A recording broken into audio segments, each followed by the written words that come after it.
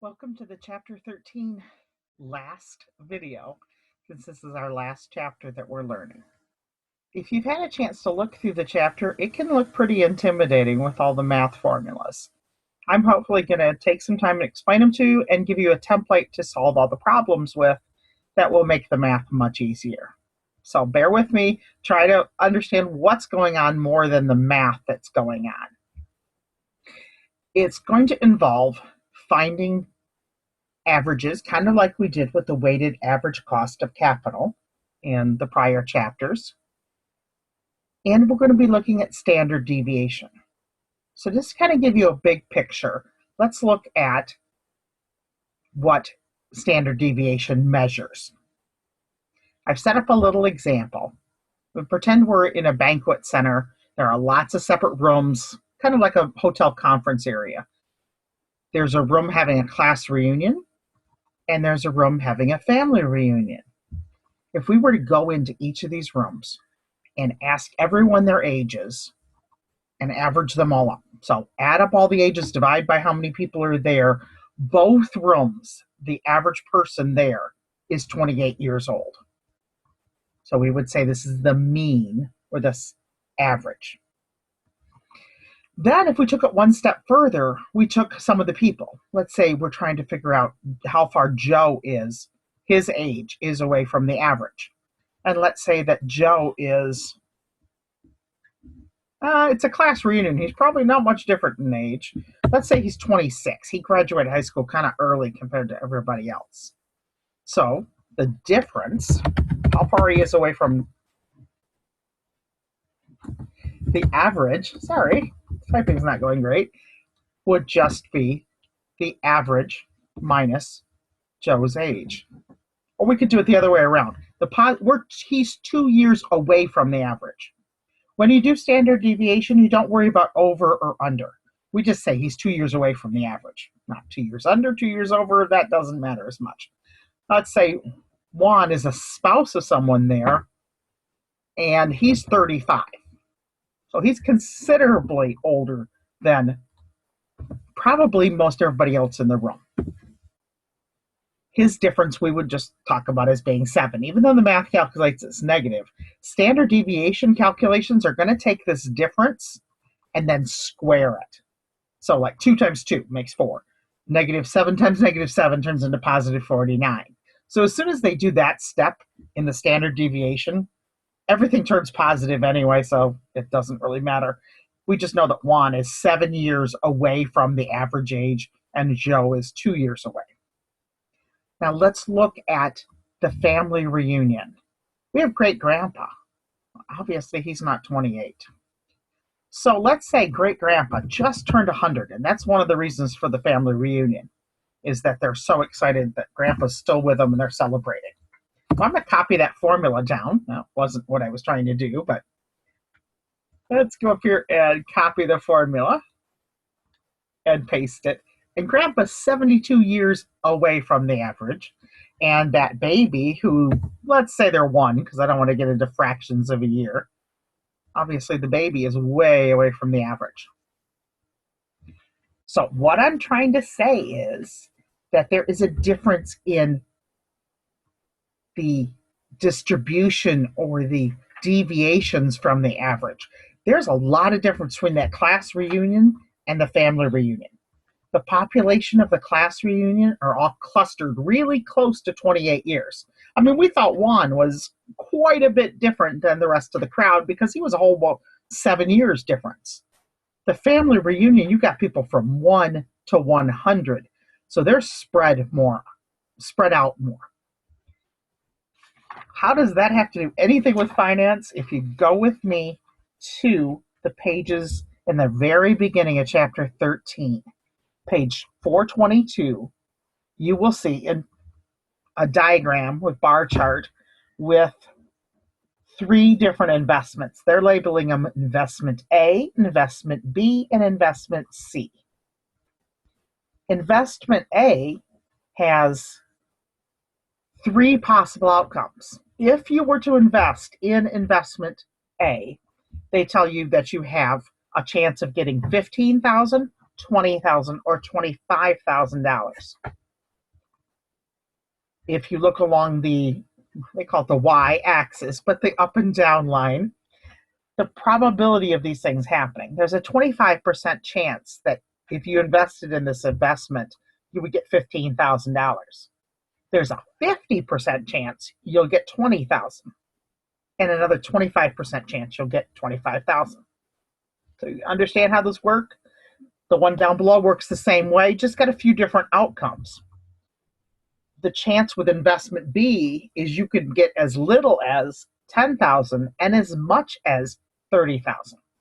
So there's a bigger range of possible answers. Investment C has even a bigger range. You could be as low an investment as $5,000 and as much as $35,000. So what they're trying to get at in this is that there is a bigger risk. If you invest in investment C, you're taking a bigger gamble because you could put your money in and get as little as 5, as much as 35. So the reward is bigger, but there's also a chance of a smaller outcome. Investment A, you're kind of tighter.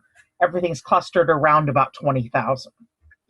So on page 423, they're talking more about how the one investment is less risky than the other, and everyone takes different amounts of risk. If you have a risky investor, just somebody who likes to gamble a little bit more, they would choose investment C, but the less risk person, the person who's risk averse is the word they like for it, would choose investment A.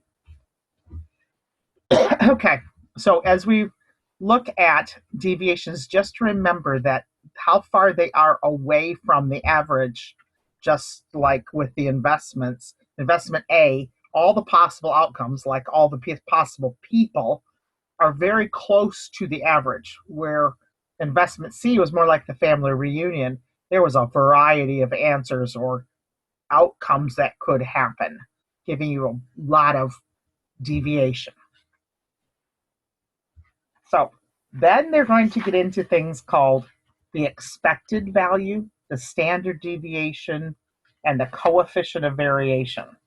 All these are crazy sounding things that don't make a lot of sense, and sometimes the diagrams take a while to stare at before they make any sense. So we're going to jump all the way to some homework problems so you can see a story in action. I'm going to flip the screen here, and I'd like you to take a look at problem 2 on page 441.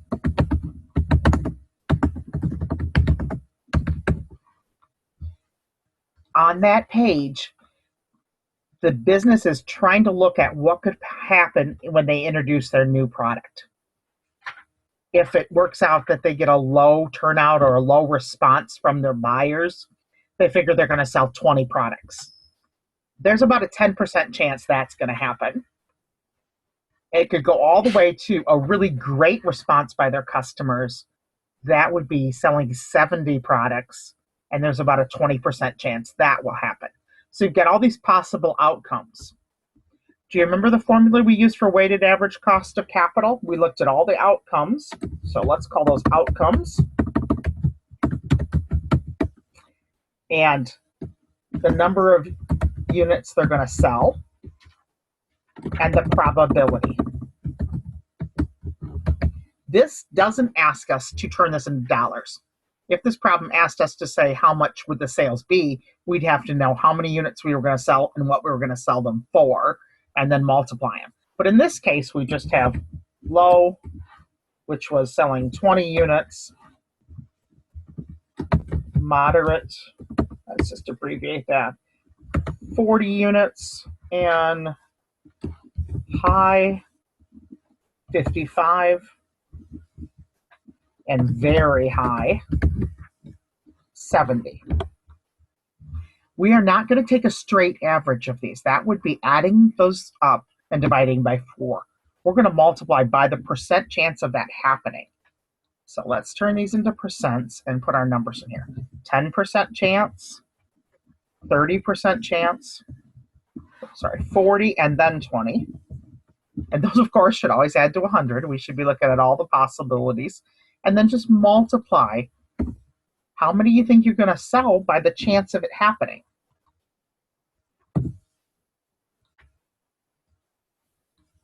And add all that up.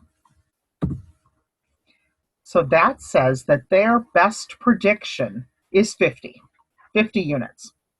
So remember, the low outcome only had a 10% chance of happening.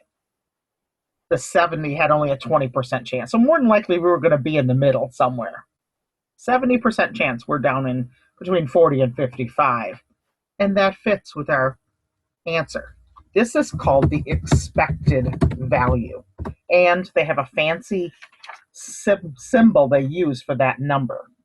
The expected value is written as a capital D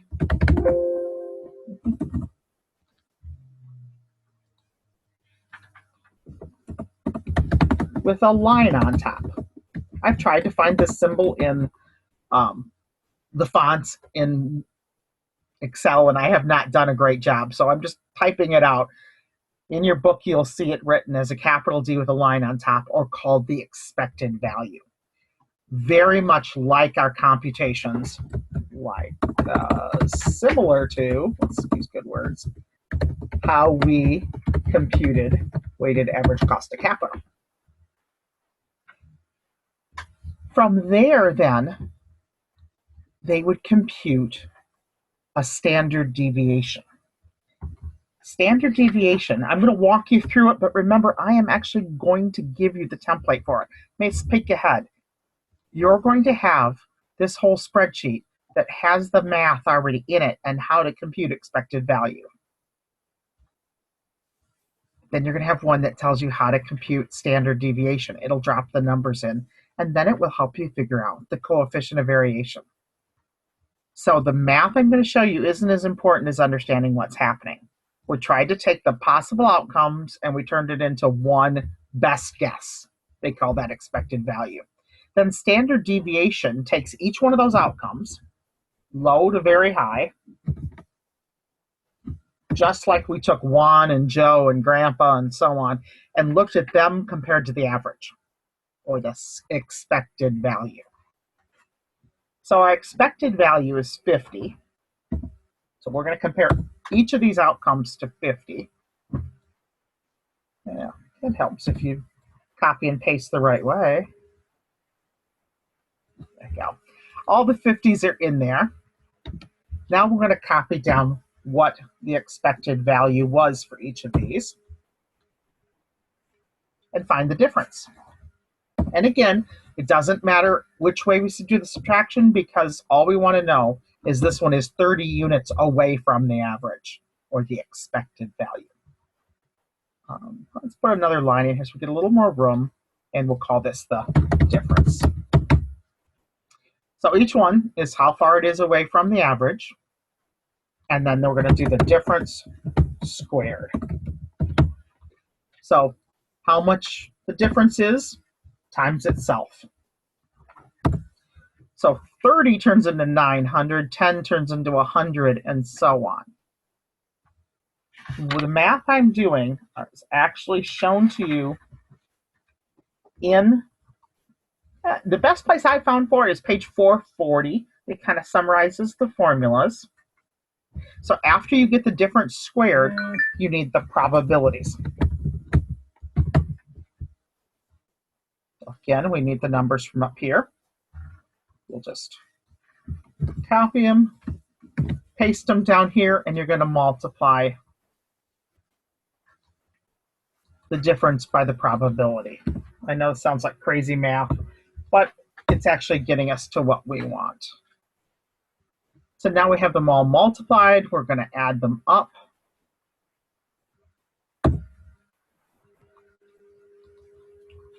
And that is not our standard deviation, but that represents a number that we are going to then find the square root of.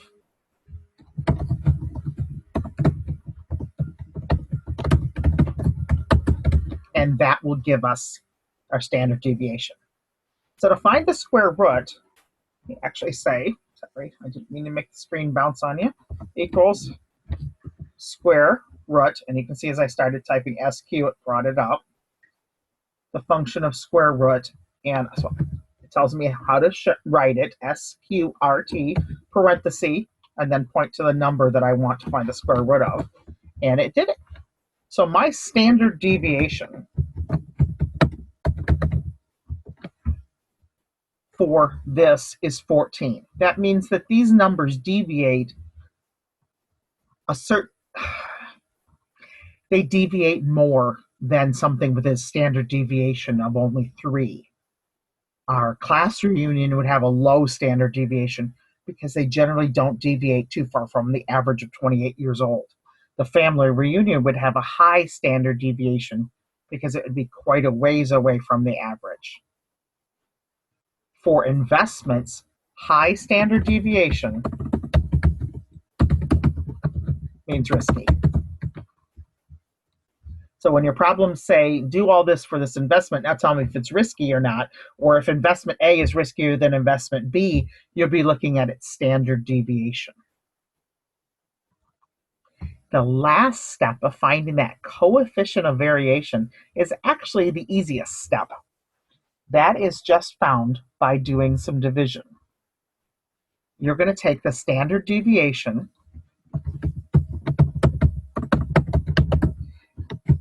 divided by the expected value. And that equals the coefficient of variation. So for us, that's going to be our standard deviation of over 14 divided by our expected value of 50. So our coefficient of variation is 0.289 and so on. And you can round it to show only certain digits. So a lot said to try to get you to understand what we're going to be doing. But remember, you've got the template. So copy this in. We'll have this sent out to you. And we can do the exact same problem and you'll see it works out. There are D's. Those are called our what could possibly happen. So back to the exact same problem. Problem 2 on page 441. You would have 20 units, possibly to sell, 40, 55, and 70. The possibility of them happening, 10%. These are already programmed to be percent. So you don't need the percent sign. Just type 30 and it will turn it into a percent. And 20. Notice there's a lot of lines here. I made it so that if you have a problem with lots of possible outcomes, you've got room to type it in. As soon as you put in the outcomes and the probabilities that were given in the problem, it computes the expected value. And remember, we've already computed it. We know it's 50. The nice thing, they're already copied down here, down below. The expected value is dropped in. It found the difference. Don't worry that it's doing things down here. Those will be taken care of when we get to the probability.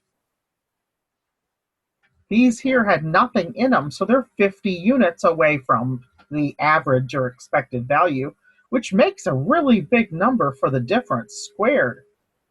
We're going to multiply them by no percentage chance of them happening.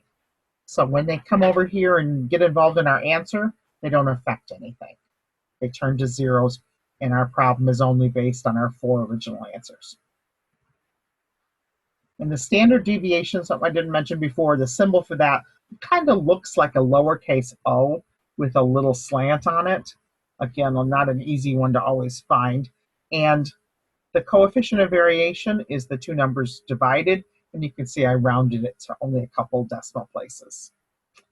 So I know a lot of information, but all your problems are going to involve finding coefficient of variation, standard deviation, and expected value. Some already have some of these computed, so not every problem will ask you to do all 3. Give it a shot. Let's talk. If you have trouble, we can make a meeting to set up and work through a couple of problems together. I'll be sending out this and setting up the video real soon, and hopefully you'll be able to get through Chapter 13 quite simply. Have a good day.